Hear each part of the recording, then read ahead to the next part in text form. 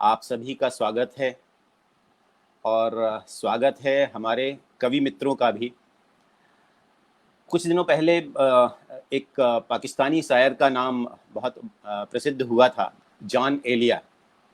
उनका एक शेर था कि साल हा साल और एक लम्हा, कोई भी तो न इनमें बल आया, खुद ही दरवाजे पर मैंने दस्तक दी, खुद ही लड़के समय निकल आया। हम उम्र चाहे जितनी बढ़े, एक पल में जिंदा रहते हैं। उस पल में हमारे अंदर एक जो बच्चा रहता है वो हमेशा जीवित रहता है।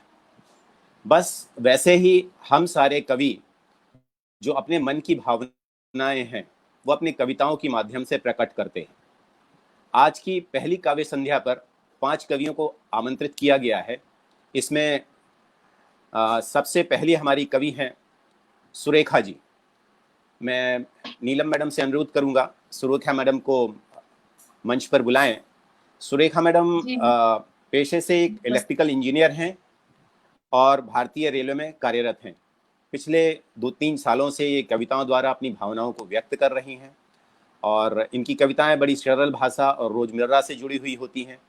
कई सारे काव्य सम्मेलनों में इन्होंने हिस्सा लिया है और कुछ का ये संचालन भी कर चुकी हैं। सुरेखा जी नमस्कार, बहुत बहुत नमस्कार। हमारे दूसरे कवि हैं श्री मनोज गोयल। नमस्कार। मनोज गोयल मेरे साथ यहाँ सेंट्रल रेलवे मुंबई में डिप्टी COM ऑपरेटिंग विभाग में काम कर रहे हैं। इनके कई सारे कविता संग्रह भी प्रकाशित हो चुके हैं, विशेष रूप से 4 कविता संग्रह और एक इनका संग्रह, कहानी संग्रह एक प्रकाशित होने वाला है, एक बकरे की आत्मा। इसके अलावा इन्होंने कुछ उपन्यास भी लिखे हैं और इनको मैथिली शरण गुप्त अवार्ड से भी नवाजा जा चुका है इनके एक संग्रह मेरी शब्द यात्रा के लिए।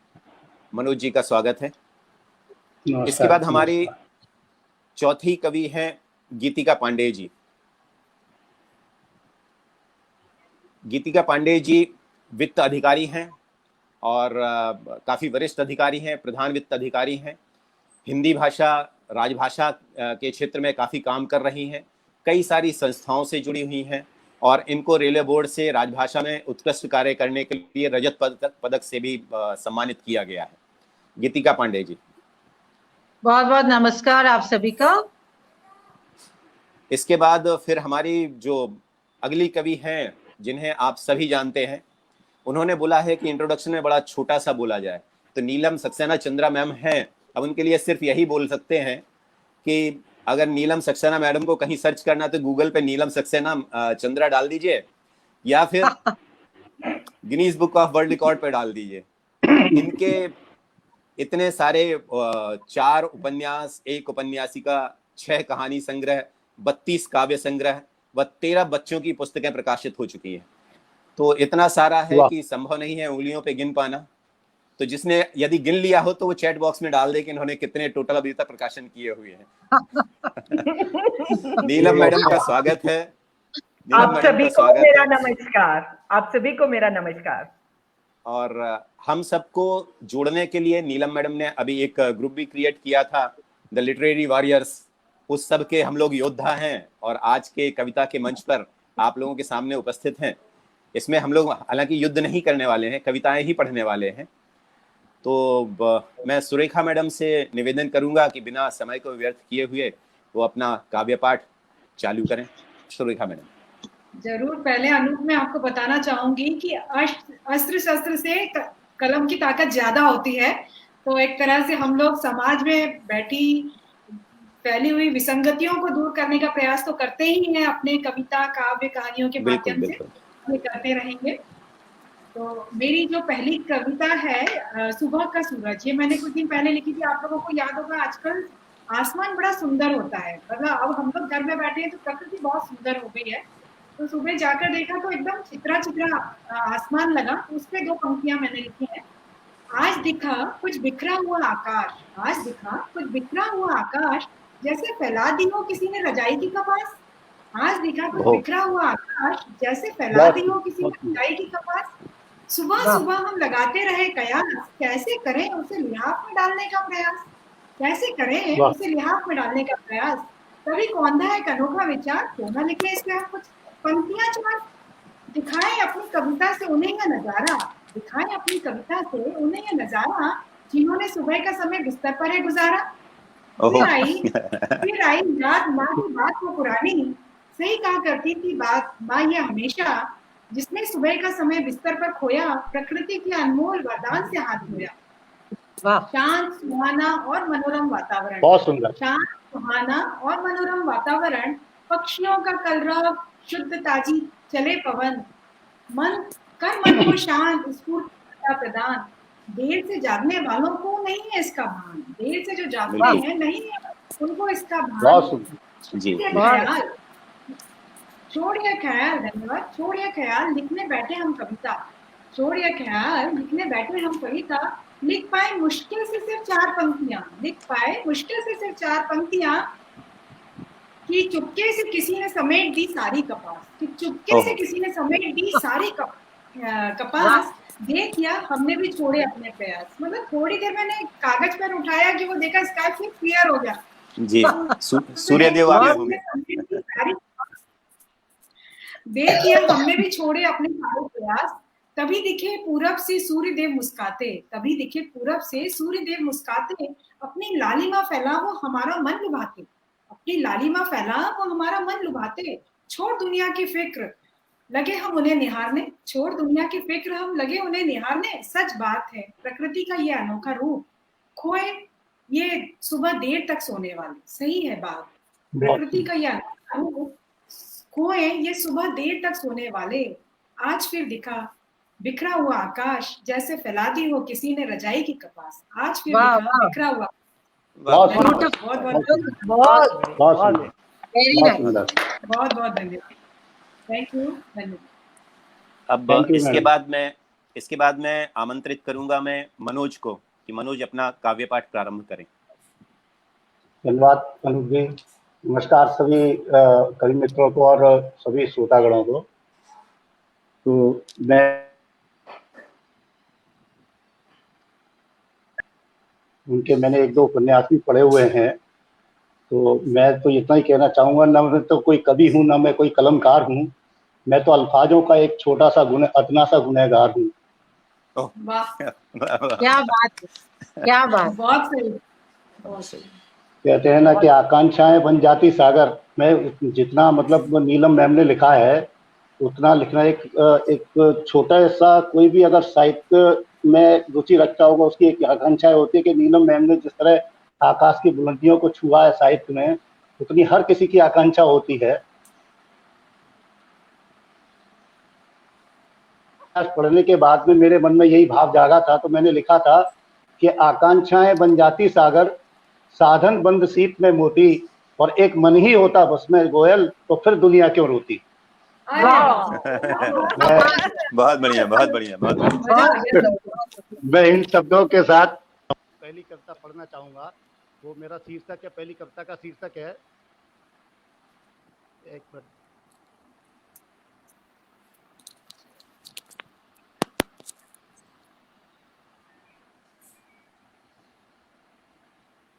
अरे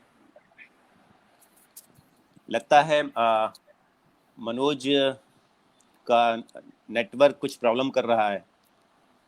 मेरे ख्याल से मनोज अभी स्क्रीन पर नहीं है, तो मनोज को हम बाद में निवेदन कर लेंगे पढ़ने के लिए। इसके बीच में मैं चाहता हूं कि मैं रिक्वेस्ट करूंगा कि गीतिका मैडम अपना काव्य पाठ शुरू करें, जिससे दर्शकों को प्रतीक्षा न करनी पड़े। जी बिल्कुल, बहुत बहुत आभार अनूप जी। और आज की ये शाम हिंदी कविताओं के नाम है और बहुत ही सुखद अनुभव है। नीलम जी है, सुरेखा है, अनूप है, गोयल जी भी अभी आ ही जाएंगे। तो ये पहली कविता जो मैं आपके समक्ष रख रही हूँ, वैसे गोयल जी आ गए हैं, बताइए अनूप जी क्या किया जाए। नहीं गीतिका आप कंटिन्यू करिए। आप कंटिन्यू कीजिए मैम, आप कंटिन्यू कीजिए। इसके बाद फिर गोयल मनोज आएंगे। ठीक है, तो ये नेट का प्रॉब्लम, आप कंटिन्यू कीजिए मैम। हाँ मनोज, धन्यवाद। तो ये कविता जो आपके समक्ष प्रस्तुत कर रही हूँ, ये आज की जो स्थिति है, वस्तु स्थिति है, परिस्थिति है, ये कोरोना काल जो चल रहा है, बहुत ही असमंजस की अजीब सी एक कश्मकश है। हमारे देश में नहीं, पूरे विश्व में बहुत संकट है, हम लोग संघर्ष कर रहे हैं, चुनौतीपूर्ण काल है। तब मैंने लिखा, आज एहसास है एक रुका रुका सा, आज एहसास है एक रुका रुका सा, हर शख्स है दूर डरा डरा सा। आज एहसास है एक रुका रुका सा, हर शख्स है दूर डरा डरा सा। आज सहमी विवश खड़ी है जिंदगी, आज सहमी विवश खड़ी है जिंदगी, डर में डूब रही है हाफती जिंदगी, डर में डूब रही है हाफती जिंदगी। सांस सांस उखड़ सी गई है, सांस उखड़ सी गई है, सब कुछ बिखर सा गया है। वो मानव रूपी दानव जो प्रकृति को रौंद विजय पताका फहराता था इतराता, फूला नहीं समाता, आज हारा अपनी समस्त परमाणु शक्ति के साथ एक जीवाणु से हुआ ध्वस्त, चूर चूर हुआ गर्व, अब झुका सर, डरा सहमा, काल के भय से कांपता, दूसरों को देख भागता, मुंह ढक बन गया है मानो मूषक। ये तो होना ही था, ये तो होना ही था, एक दिन सर्वस्व होना ही था, ये तो होना ही था, एक दिन सर्वस्व होना ही था। अगर हम आज ना जागे, अगर हम आज ना जागे तो शायद फिर ना उठ सके, अगर हम आज ना जागे तो शायद फिर ना उठ सके।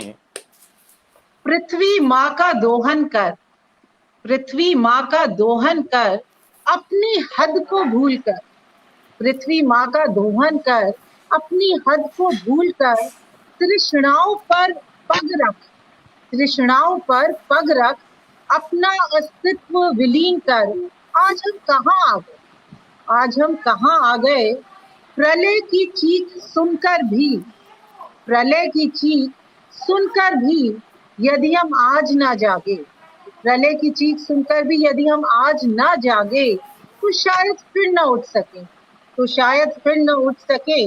अगर जो हम होश न खोते, अगर जो हम होश न खोते तो आज इतना न रोते, अगर जो हम होश न खोते बिल्कुल सही, तो आज इतना न रोते।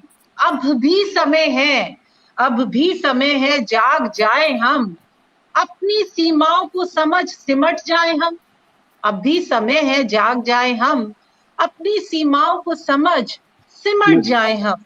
नहीं तो ना हम रहेंगे ना हमारा अस्तित्व, नहीं तो ना हम रहेंगे ना हमारा अस्तित्व, सिर्फ रह जाएगी शून्य में ताकती यह प्रलय, मृत्यु की लय, मृत्यु की लय। धन्यवाद। बहुत बढ़िया, बहुत बढ़िया, बहुत बढ़िया। धन्यवाद, धन्यवाद, धन्यवाद। इतने सुंदर सुंदर कमेंट्स आए। हाँ, बोलिए। अच्छी हिंदी में आपने कविता का पाठ किया है। इसको सुन के लगता नहीं है कि आप एमए इंग्लिश में गोल्ड मेडलिस्ट हैं। भाई इंग्लिश एमए ठीक है, लेकिन जो ये दिल है ये तो हिंदुस्तानी है, हिंदी के लिए धड़कता है। बिल्कुल बिल्कुल बिल्कुल बिल्कुल बिल्कुल बिल्कुल बिल्कुल बिल्कुल। तो अब मैं मनोज से अनुरोध करूंगा कि वो अपना जो काव्य पाठ अधूरा छूट गया था उसे चालू करें और पूरा करें। जी जी जी, धन्यवाद धन्यवाद। सभी ने कहा कि रफा दफा बहुत अच्छा था, तो मैं अगर आप सबकी इजाजत हो तो रफा दफा कर दूं, अपनी कविता को रफा दफा कर देता हूं। अपनी कविता को ही रफा दफा कर देता हूँ। नहीं, ये इजाजत नहीं है, इजाजत नहीं है, नहीं है। ठीक ठीक ठीक, मैं दूसरी कविता ले लेता हूँ फिर मैं, कोई बात नहीं है। ये कविता मैंने लिखी है कि संबंधों के ऊपर एक बड़े भाई और छोटे भाई के बीच का वार्तालाप है।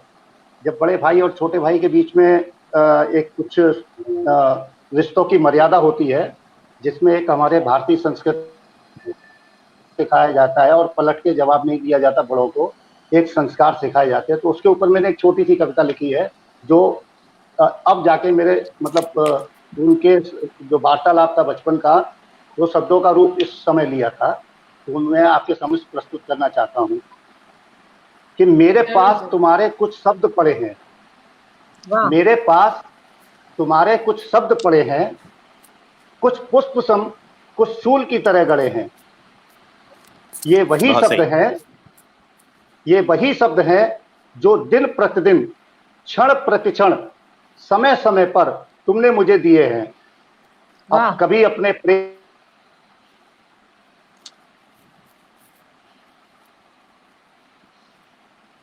कर, कभी अपनी करुणा जताकर और कभी कभी अपना एहसान जताकर, लेकिन मैंने भी उन्हें संभाल कर रखा है बड़े ही जतन से।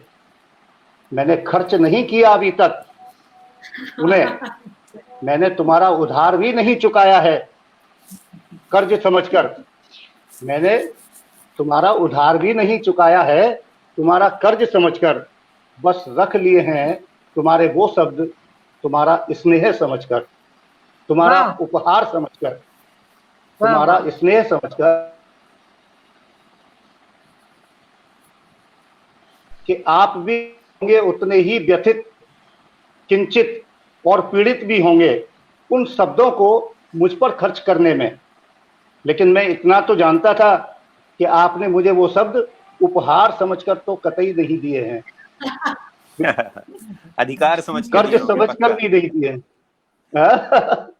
उपहार समझकर तो नहीं दिए हैं और कर्ज समझकर भी नहीं दिए हैं, क्योंकि वो एक एक शब्द आज भी पेवस्त है मेरी आत्मा में, मेरे तन में, मेरे मन में, मेरे अंतस्तन में। वाह, पीड़ित वो शब्द, लेकिन बनते हैं वही शब्द आपके मेरे संबल उस घड़ी में जब मैं पाता हूं खुद को एकाकी, और जब करके स्थान परिवर्तन, और जब करके स्थान परिवर्तन पाता हूं खुद को खड़ा आपकी जगह पर। अरे वाह। और जब कर स्थान परिवर्तन पाता हूं खुद को खड़ा आपकी जगह पर, तब उन एक एक शब्दों का अर्थ व मर्म स्वयं समझ जाता हूं, स्वयं समझ जाता हूं। बिल्कुल सही, बहुत बढ़िया, बहुत बढ़िया। ये जब वही है कि जब भूमिकाएं बदलती हैं, जब पुत्र खुद पिता बनता है, तब उसको पिता के कहे हुए शब्द जो बचपन में कहे गए थे, जो बड़े भाई ने बचपन में छोटे भाई से कहे हुए थे, वही शब्द उसको उस वक्त समझ में आते हैं। तो मुझे लगता है मनोज ने बहुत सही तरह से उसको उसकी व्याख्या की है, उसको बहुत अच्छे से समझाया अपनी कविता में। बधाई मनोज, बधाई, बहुत अच्छी कविता आपने। अब हम लोग अनुरोध करेंगे नीलम मैडम से, जिनको सुनने के लिए सारे लोग व्यग्र बैठे हुए हैं, तो अपना कविता पाठ चालू करें और हम लोगों को भी उसका आनंद लेने दें। बहुत शुक्रिया, बहुत शुक्रिया। तो गीतिका की तरह मैं भी जो पहली कविता सुनाऊंगी वो कोरोना पे ही सुनाऊंगी। और आज चूंकि यहाँ सारे कवि जो हैं वो रेलवे से संबंध रखते हैं, तो मैंने दोनों कविताएं ऐसी ली हैं जो जिनकी कम से कम शुरुआत तो रेलवे से ही होगी। अरे वाह।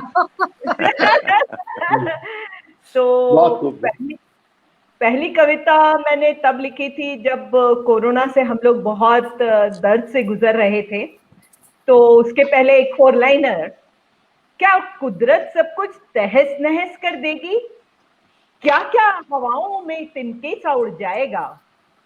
क्या कुदरत सब कुछ तहस नहस कर देगी? क्या क्या हवाओं में तिनके सा उड़ जाएगा? न जाने कैसी प्रलय है, न जाने कैसा दर्द है इसे। क्या इंसान अब कभी कुदरत से जुड़ पाएगा? क्या इंसान अब कभी कुदरत से जुड़ पाएगा? जुड़ पाएगा। तो थैंक यू। तो कविता का शीर्षक है बेबसी। ये मैंने तब लिखी थी जब एक काम देखने में गई थी साइट पे, और सिर्फ मालगाड़ियां चल रही थी तब। तो मालगाड़ी के उन डब्बों को धीरे धीरे पीछे की ओर जाते हुए देख रही थी, बिल्कुल वैसे जैसे वो रेंग रही हो। मालगाड़ी के उन डब्बों को धीरे धीरे पीछे की ओर जाते हुए देख रही थी, बिल्कुल वैसे जैसे वो रेंग रही हो। रेंग तो सभी रहा है, वो मजदूर जो 2 जून का खाना नहीं जुगाड़ पाते, वो व्यापारी जिनका व्यापार ठप सा पड़ा है, देश की अर्थव्यवस्था जो रुक सी गई है, वो डॉक्टर जो थक गए हैं अब काम करते करते। कहीं भी तो किसी को कोई ऐसा स्टेशन नहीं दिखता जहां बेंच पे लेटकर कुछ पल को आराम से पैर पसारकर सुस्ता ले। कहां सोचा था किसी ने कि प्रलय यूं इस कदर सारी दुनिया को निष्क्रिय कर देगी। सब हताश से आसमान की ओर यूं देख रहे हैं जैसे कोई मसीहा आएगा और उनको कर देगा रिहा उनकी सारी मुश्किलों से। चलो अच्छा ही है, आदमी अब भी आकाश की ओर देख रहा है। चलो अच्छा ही है, आदमी अब भी आकाश की ओर ही देख रहा है। उसने बाईं ओर पलटकर अपनी आंखें बंद नहीं कर ली, वरना वो मान ही लेता कि मर चुका है वो, और उसे इंतजार भी नहीं रहता कि कोई उसे दफना ही दे या फिर दे दे आग उसकी चिता को। तो ये थी मेरी कविता बेबसी। इस वक्त की समय की पीड़ा को आपने अपने शब्दों में बहुत अच्छे से व्यक्त किया। और हमारी ट्रेनों को देखकर, हमारी ट्रेनों में भी एक छोटा सा भारत बसता है। मुझे भी जब वीटी स्टेशन पर हम और मनोज जाते हैं तो पिछले 25 सालों से 30 सालों से रेलवे से जो संपर्क रहा है, इतना सूनापन कभी नहीं देखा। और ये सूनापन बड़ा भयावह लगता है और मन को बड़ा कचुटता भी है, क्योंकि मुंबई में जैसे नसों में हमारे अंदर खून बहता है, बस उसी तरह से मुंबई में जो यहाँ का सबर्बन कॉन्कोर्स है वीटी प्लेटफॉर्म का, जो दिन में करीब 20 से 22 लाख पैसेंजर्स को डील करता है, उसमें एक भी आदमी नहीं। बड़ा दुख होता है, पर समय ऐसा भी है, ये भी निकल जाएगा, सिर्फ समय की ही।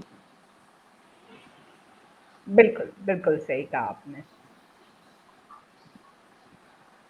चलिए अब मेरे ख्याल से नीलम मैडम का भी हो गया, मनोज का हो गया। अब मैं अपनी ही कविता एक पढ़ता हूँ, और कोई चारा बचा नहीं है। इंतजार है। तो जी, मेरी कविता का शीर्षक है कलम तू अविराम चल। कलम तू अविराम चल, अतल तल पर धैर्य है। जैसे समुद्र रहता है, समुद्र में बहुत सारा पानी हो, नीचे उसमें एकदम शांत रहता है समुद्र, हलचल जो रहती है सिर्फ सतह के ऊपर रहती है। तो अतल तल पर धैर्य है, सतह पर है उथल पुथल, उतर गहरे बहुत गहरे, छू ले अंतर तम के तल, कलम तू अविराम चल। कलम तू अविराम चल। बहुत सुंदर, बहुत सुंदर।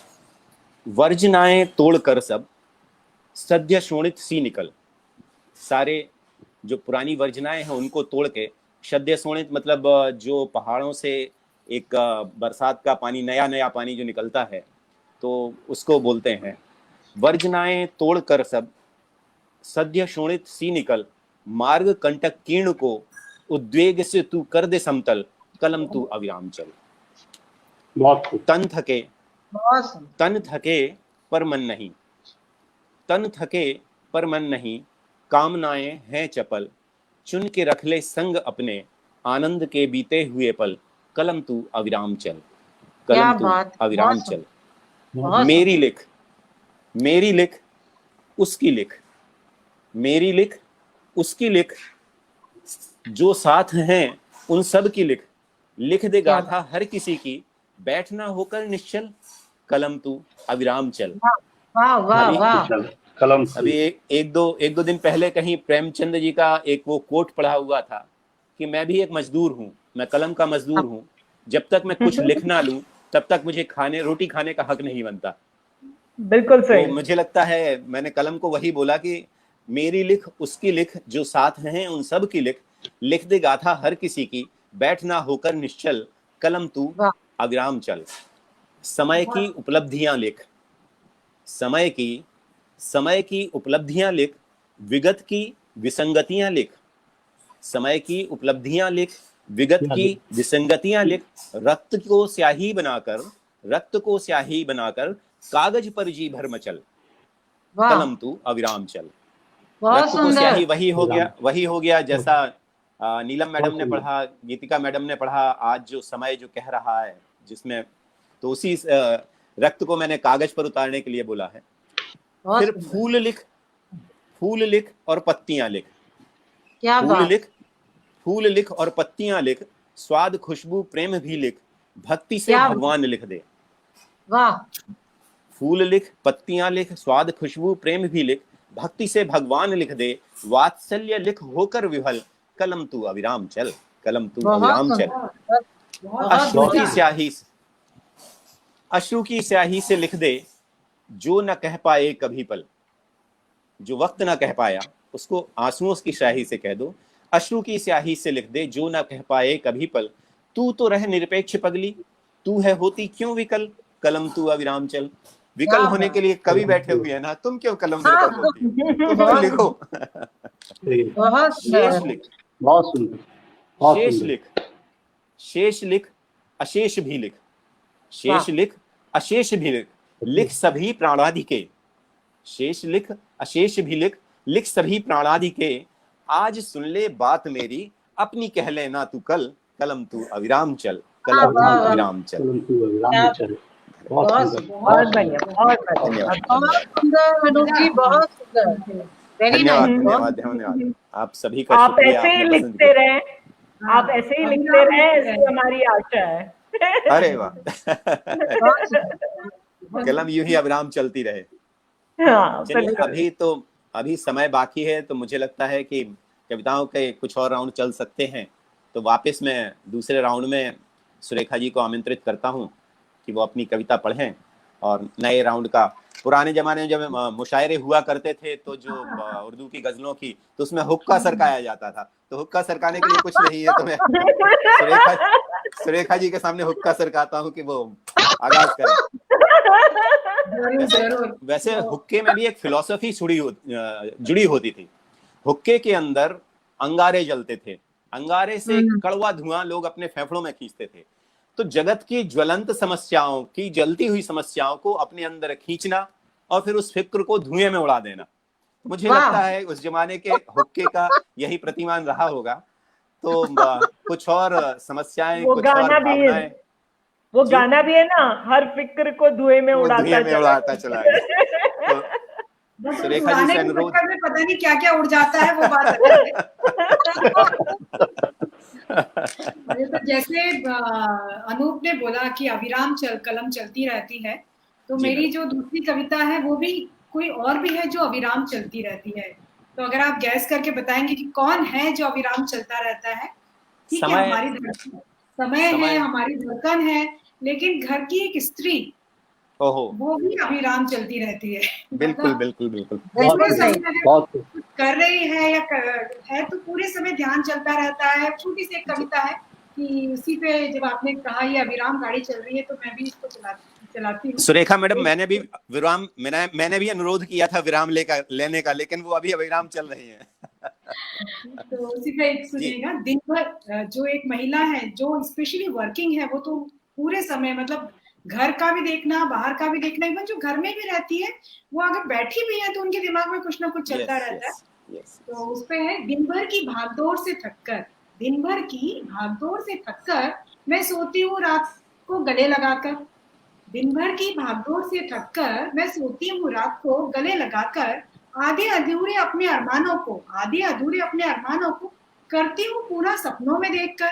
क्योंकि जो स्त्री है उसके अरमान हमेशा अधूरे रह जाते हैं, उसको दूसरे के लिए कुछ ना कुछ करना है, तो अपनी रिक्वायरमेंट वो दबा के रखती है। दिन भर की भागदौड़ से थककर मैं सोती हूँ रात को गले लगाकर, आधे अधूरे अपने अरमानों को करती हूँ पूरा सपनों में देखकर। रात उठ बैठती हूँ कभी सहम कर, क्या क्या वहम रखती पाल कर, फिर समझाती हूँ अपने दिल को घबरा मत, बस थोड़ी सी हिम्मत कर, फिर समझाती हूँ अपने दिल को घबरा मत, थोड़ी सी हिम्मत कर। रोज सुबह सबसे पहले उठकर होता यही सिलसिला ज्यादातर, रह न जाए कोई कमी किसी को, जिम्मेदारी पूरी करती भाग भाग कर, जिम्मेदारी पूरी कर भाग दौड़ में समय नहीं मिलता, इस भाग दौड़ में समय नहीं मिलता, बात करो खुद से 2 पल बैठकर। इस भाग दौड़ में समय नहीं मिलता, बात करो खुद से 2 पल बैठकर।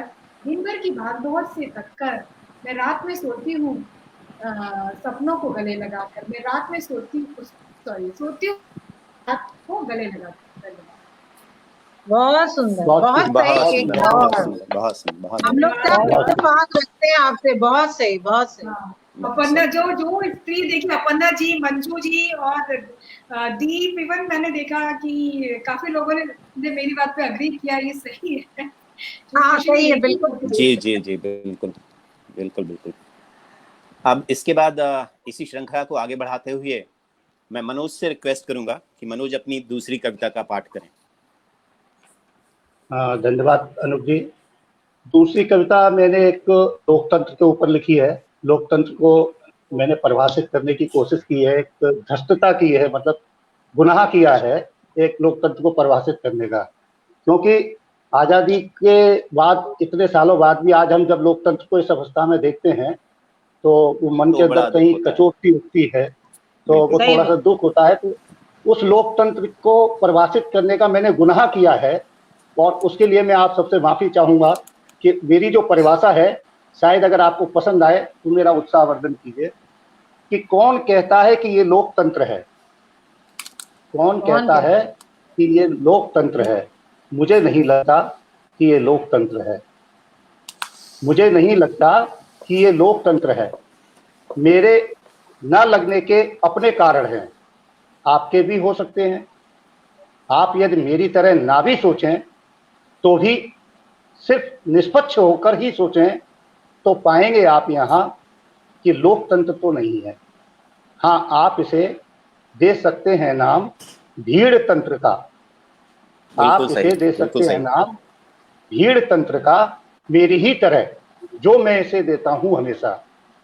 आप भीड़ बनाकर कहीं भी चले जाइए, आप भीड़ बनाकर कहीं भी चले जाइए, सब मिलकर एक स्वर में जोर जोर से चिल्लाइए, आंखें दिखाइए, बाहें चढ़ाइए, गुर्राइए, गरियाइए, और इतने से भी दिल न भरा तो तोड़ फोड़ तो आपका जन्म सिद्ध अधिकार है ही, क्योंकि देश का लोकतंत्र आपके साथ है ही, क्योंकि देश का लोकतंत्र सही बात, आपके साथ बिल्कुल है आज ही। की वस्तु स्थिति यही है। भीड़ है, मकसद है, स्वार्थ है, सियासी रसद है, कानून के लंबे हाथ आपका क्या बिगाड़ेंगे, क्योंकि वही हाथ कानून के लंबे हाथ आपका क्या बिगाड़ेंगे, क्योंकि वही हाथ तो आपका सियासी झंडा गाड़ेंगे, क्योंकि वही हाथ तो आपका सियासी झंडा गाड़ेंगे। और फिर आपको क्या पड़ी है, किस्मत तो आपकी सियासी गलियारों में खड़ी है, किस्मत तो आपकी सियासी गलियारों में बेताबी से खड़ी है। फिर आप भीड़ की शक्ल मुखौटा चढ़ाए वन पहलवान खड़े हैं, बाजार दफ्तर बंद करवाने पर अड़े हैं।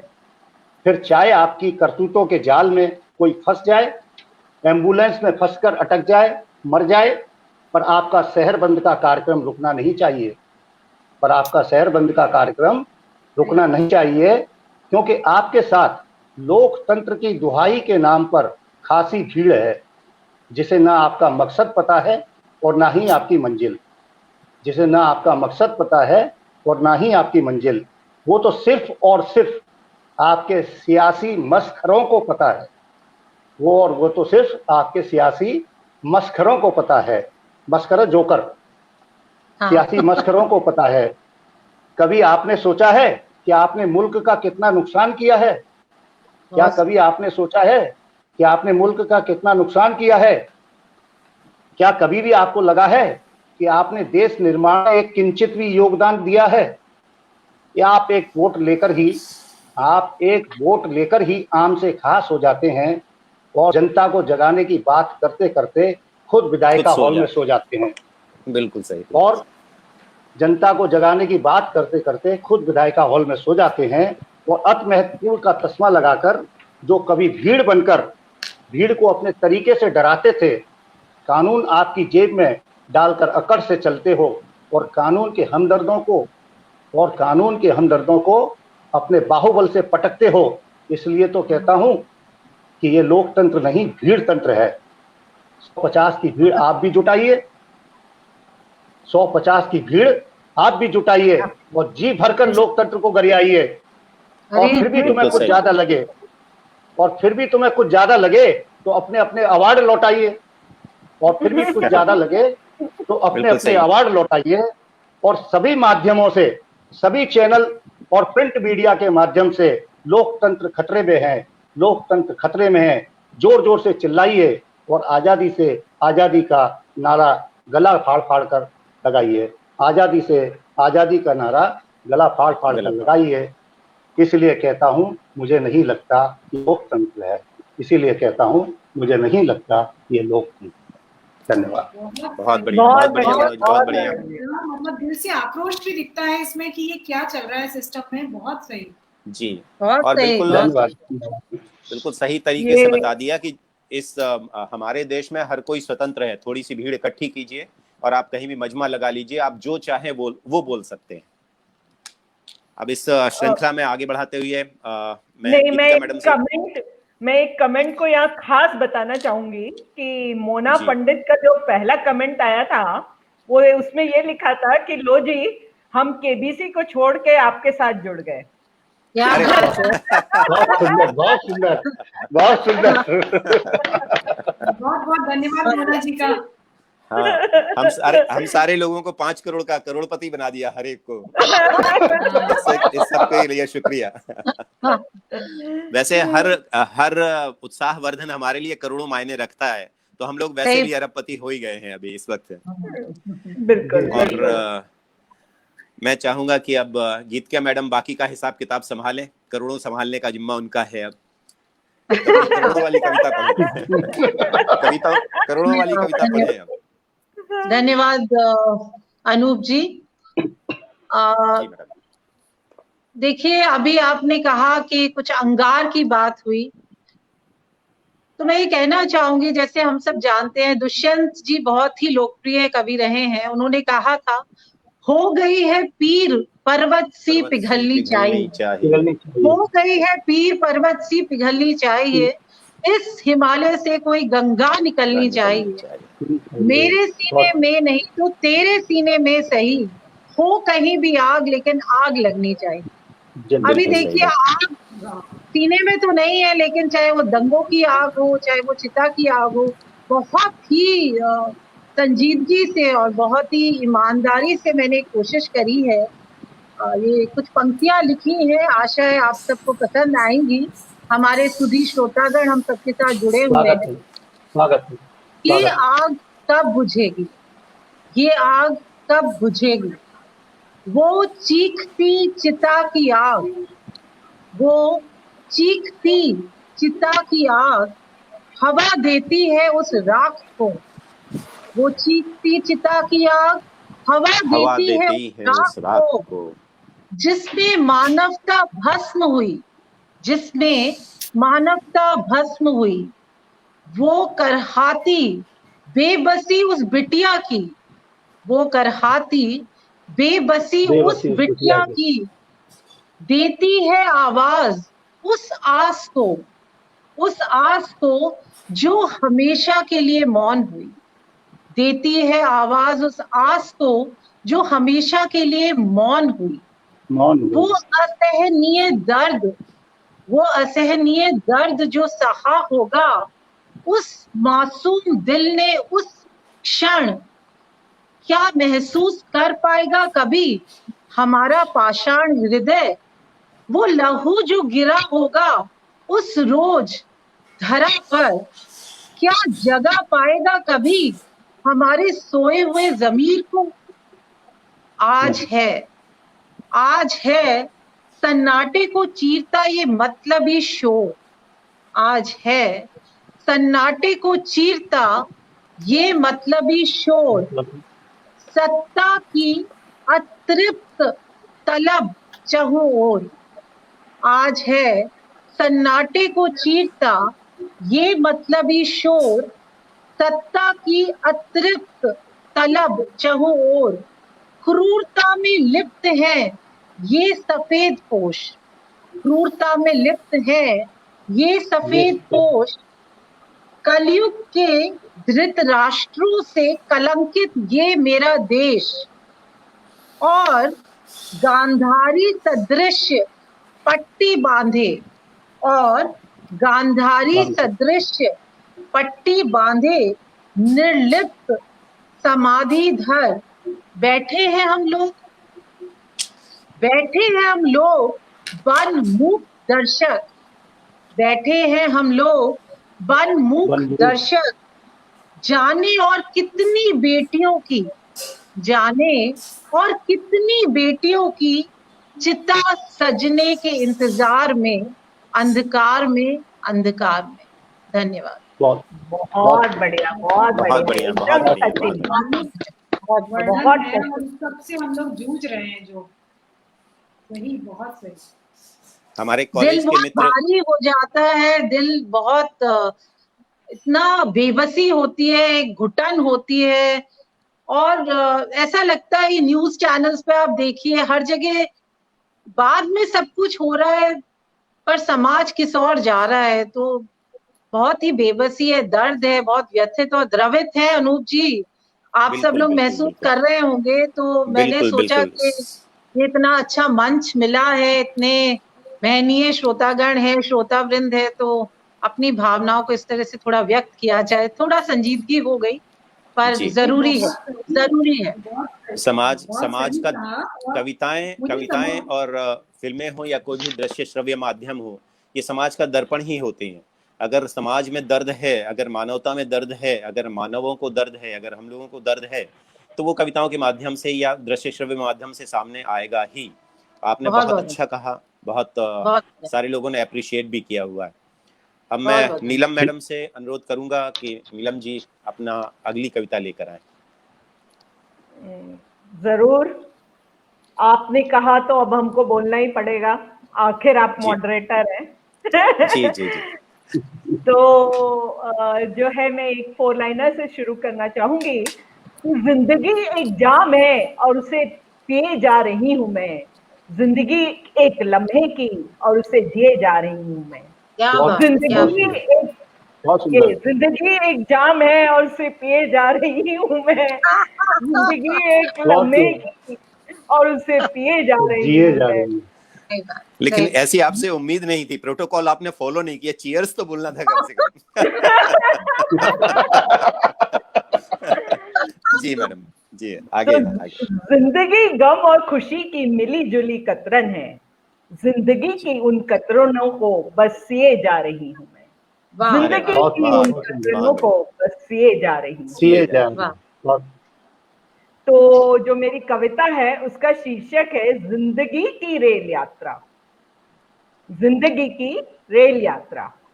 तो जब मैं छोटी बच्ची थी, ये रेलगाड़ी और खासकर उसके डिब्बे मुझे बड़ा ही आकर्षित किया करते थे, और जब भी मैं जाती थी नानी, मामा, बुआ या चाचा के घर, तो खिड़की से झांककर उन डब्बों को बड़े ध्यान से देखती, खासकर जब किसी पहाड़ के पास से रेलगाड़ी गुजर रही होती और साफ नजर आते ये डिब्बे। कभी सोचती कि क्या उनके मन में हरदम ये फिक्र रहती है कि उनका अगला पड़ाव कहाँ होगा, या फिर बदलता रहता है उनका मंजर।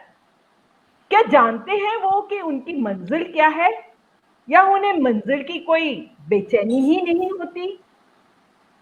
एक दिन इटारसी स्टेशन पर उतरी। मैं हरदम नागपुर से नॉर्थ की ओर जा रही होती थी, तो इटारसी एक बहुत बड़ा स्टेशन हुआ करता था।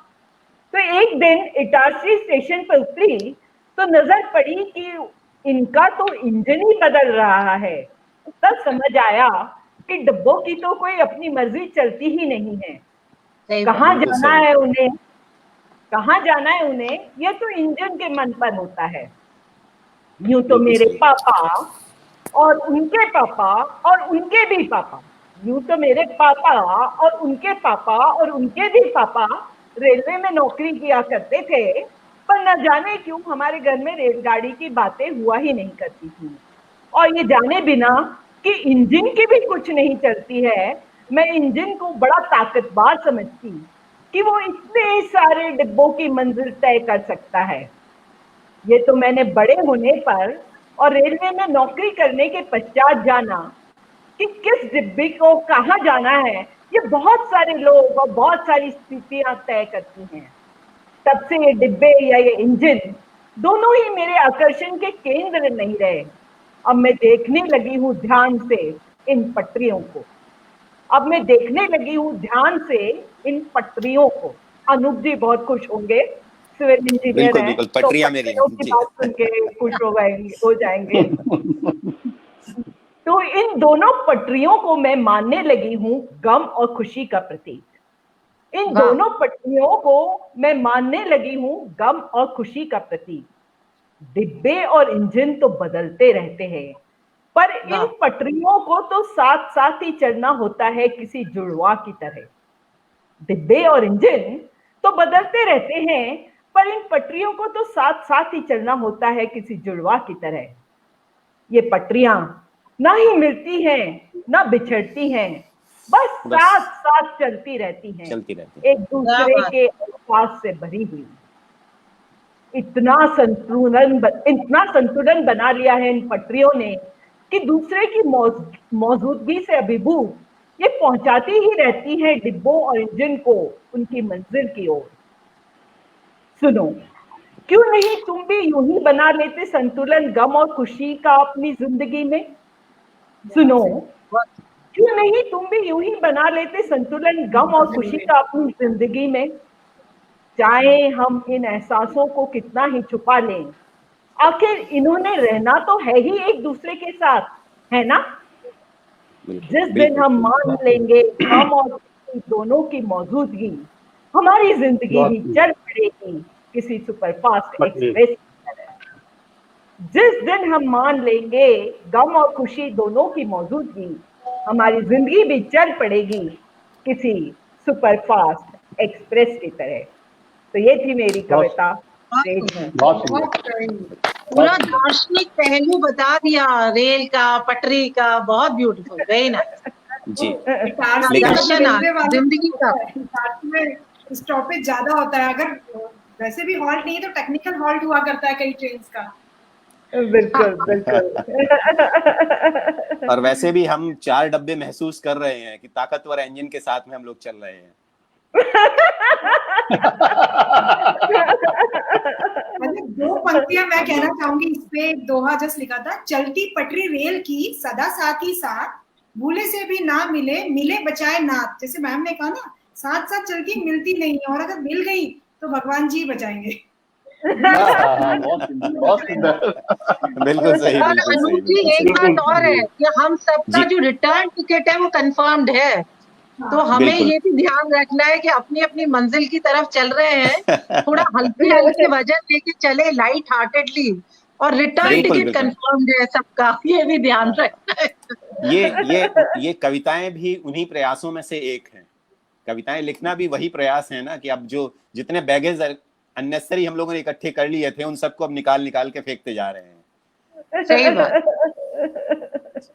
बिल्कुल सही, बिल्कुल सही। तो अब मेरा नंबर है, तो मैं अपनी कविता का पाठ आप लोगों के समक्ष करता हूँ। ये मेरी इस कविता का- रेलगाड़ी जो है स्वागत है, अनूप स्वागत नामक है। स्टेशन पे रुक गई है। स्वागत जी, है। तो नहीं, ये सुरेखा मैडम ने बोला था ना, टेक्निकल हाल्ट है ये, तो मॉडरेटर के पास टेक्निकल हाल्ट होता है। तो मेरी कविता का शीर्षक है अश्रु। अश्रु यानी आंसू। तो ये वो आंसू हैं, एक तो जो निकल ना पाए और एक जो बह गए। उनके बीच वाह। जो आंसू आपके आंखों के कोरों पर खड़े रहते हैं, ये वो आंसू क्या सोच रही हैं, वो 2 बूंदें क्या सोच रही हैं, बस वाह। उसी के ऊपर मैंने कुछ लिखा हुआ है। स्वागत है, स्वागत है। तो कहा है कि आंखों की कोरों पर ठहरी 2 बूंदें, वाह। आंखों की कोरों पर ठहरी 2 बूंदें, हारे मन वाह। की व्यथा सुनाती 2 बूंदें। क्या जब मन बात हार है। जाता है तो 2 बूंदें, खुशी में भी और दुख में भी। दुख में भी मन हार जाता है, खुशी में भी मन हार जाता है। तो जब वो मन हार के खड़ा हो जाता है, तब 2 बूंद निकल के आंखों के ऊपर आ जाती हैं। तो आंखों की कोरों पर ठहरी दो बूंदें, हारे मन की व्यथा सुनाती दो बूंदें, नैनों के दरवाजों पर सकुचाई सी, नैनों के दरवाजों पर सकुचाई सी, हम हैं पराए जग को बताती दो बूंदें। ना क्या तो जग बात की है। है, ना तो जग की बची, ना मन की बची, मन से त्यक्त हो गई, जग के पास पहुंच नहीं पाई। तो वो कहती हैं नैनों के दरवाजे पर सकुचाई सी, हम है पराई जग को बताती दो बूंदें, वाह। किससे पूछती, किससे पूछती आगे की वो राह कहो। वो तो हमेशा मन के साथ रही है ना, आगे का रास्ता तो दुनिया का रास्ता बड़ा भीषण है, जंगल है, कहाँ किससे पूछेंगे। किससे पूछती आगे की वो राह कहो, गालों के रास्ते बह निकली दो बूंदें। बहुत वाह। खूब। सुख भी बहुत सुंदर। खारा, सुख भी खारा, दुख भी खारा खारा है, सुख भी खारा, दुख भी खारा खारा है, चाहे सुख हो चाहे दुख हो, आंसू खारा ही होता है। तो सुख भी खारा, दुख भी खारा खारा है, सुख दुख एक समान बताती दो बूंदें, सुख दुख एक समान बताती दो बूंदें, सपनों के संग, सपनों के संग नैनों में थी पली बढ़ी, क्या बात। सपनों के संग, बहुत सुंदर। सपनों के संग नैनों में थी पली बढ़ी, बड़ी टूटे सपने, टूटे सपने तो रो दी थी दो बूंदें, क्या बात। टूटे बहुत सपने तो रो दी थी दो बूंदें। बहुत सही, एक बहुत सही खिलौना, विचार। अब अगला शेर, अगली दो लाइनें हैं, इन पे आप सभी का ध्यान चाहूंगा कि एक खिलौना मिट्टी का जग के बदले, सारी दुनिया के बदले एक मिट्टी का खिलौना, एक खिलौना हाँ। मिट्टी का जग के बदले, बच्चे की आंखों में हंसदी दो बूंदें। क्या बहुत बात है। बहुत एक खूब, बहुत खिलौना सुंदर। मिट्टी का जग बहुत के सुंदर। बदले, बच्चे की आंखों में हंसदी दो बूंदें, और क्या हंसती बात। भी हैं, हंसती भी हैं, रोती भी हैं साथ में ये, हंसती भी हैं, रोती भी हैं साथ में ये, साथ में। करें विदाई बेटी की जब दो बूंदें। क्या बहुत बात खूब। है। जब बेटी की विदाई बहुत होती सुंदर। है तो पिता की आंखों में जो दो बूंदें हैं, वो हंसती भी हैं, रोती बहुत भी हैं। शादी हो गई ये सुकून है, लेकिन बेटी जा रही है ये दुख है। तो हंसती भी बहुत। हैं, रोती भी हैं साथ में ये, करें विदाई बेटी की जब दो बूंदें, समझो तो ये मन की बातें सब कह दें, समझो तो ये मन की बातें सब कह दें, वरना क्या है बस पानी की दो बूंदें, तो क्या वरना क्या बात। है बहुत बस पानी की बहुत खूब। दो बूंदें, तो आंखों की कोरों पर ठहरी दो बूंदें, हारे मन की व्यथा सुनाती दो बूंदें। क्या बहुत बात है। बहुत बहुत सुंदर। सुंदर, बहुत सुंदर। जिंदगी की बहुत दो बहुत बूंदें भी याद आ गई। बहुत सुंदर। अपर्णा जी, अपर्णा प्रधान जी ने भी तारीफ की है, बहुत बहुत धन्यवाद अपर्णा मैडम। बहुत बाकी सुंदर। सारे अलका निगम, अंजलि मैडम, मंजू रानी जी, सारे लोगों ने तारीफें की हैं, लेकिन हम सारे इसके सारे अपनी पोएम्स का आनंद ले रहे थे और दे रहे थे, तो उसी में व्यस्त थे। तो यदि कमेंटों के ऊपर हमने कमेंट्स नहीं किए हैं तो हमें उसके लिए माफ किया जाए, बख्श दिया जाए। जब आप कविता पढ़ेंगे, आप बाकी देखिए, सारे कविता पढ़ेंगे, तो हम इन्हीं कमेंट से आपका कर्ज भी चुका देंगे। हमारे मित्र सही है, सही है। नहीं, मैं हमारे मित्र, हमारे दिल कॉलेज पे के भी कुछ असर डालते हैं, थोड़ी सी भी तारीफ अगर कोई कर दे ना, बहुत खुशी होती है। भले हमने आप लोगों के नाम ना लिए हो, लेकिन एक हमें कॉन्फिडेंस होता है, प्रोत्साहन मिलता है, ये बहुत जरूरी है और जी जरूरत है। हम लोग इसका रिप्लाई भी करेंगे। जी जी, हमारे कॉलेज के मित्र भी, मित्रगण हमारे, उनको भी बोला हुआ था, तो वो भी आए हुए हैं। कमल सेठी साहब हैं इंदौर से, वो तारीफ कर रहे हैं। ये मेरे बड़े प्रशंसक हैं। कमल, दो कमल है, कमल धगट, कमल सेठी, दोनों ही मेरी कविताओं के बड़े प्रशंसक हैं। दोनों का बहुत बहुत धन्यवाद। सरिता का धन्यवाद, सरिता त्रिपाठी का, राम साहू जी का धन्यवाद, वहीदा मैडम बहुत बहुत शानदार, बहुत बहुत अच्छे कमेंट, उमर खान साहब बहुत अच्छा, बहुत अच्छे बोल रहे हैं। तो मुझे लगता है कि नीलम मैडम आप बताइएगा, हमारा कवि सम्मेलन जो अब है हमारा करीब हाँ 1 घंटे का हो चुका है, खत्म। तो बेहतर होगा कि हम विदा लें, और यहाँ विराम देते। अगली गोष्ठी जो हमारी फिर से अगले सप्ताहांत में होगी, तो उसके लिए फिर हम सारे उपस्थित होंगे, कवियों की तरह नहीं तो दर्शकों की तरह। आप सभी लोगों का, श्रोतागणों का, दर्शक गणों का और सारे कवियों का बहुत बहुत शुक्रिया, बहुत बहुत धन्यवाद। शुभ रात्रि, धन्यवाद। नमस्कार। शुभ रात्रि, शुभ रात्रि, नमस्कार। आप सभी को नमस्कार। आप लोग सबने सुना, मेरे पेज पे आए और इतनी अच्छी कविताएं जो हमारे कवि दोस्तों ने प्रस्तुत की, उसके लिए भी मैं आप सभी को धन्यवाद देती हूँ। बहुत बहुत नमस्कार। ये बहुत हमारा आनंद की सौभाग्य अनुभूति हुई, बहुत बहुत धन्यवाद। और उसके साथ ही मैं क्षमा भी मांगूंगा दर्शकों से, अगर कुछ बोलने में, हम लोगों के पढ़ने में कुछ अशुद्धियां हो, मेरे पढ़ने में, मेरे बोलने में कुछ अशुद्धियां हो, तो उसके लिए हमें माफ किया जाए। बहुत बहुत धन्यवाद। बहुत बहुत धन्यवाद। बहुत बहुत धन्यवाद। शुभ रात्रि, स्वस्थ रहे, खुश रहे। शुभ रात्रि। नमस्कार। Thank you. नमस्कार।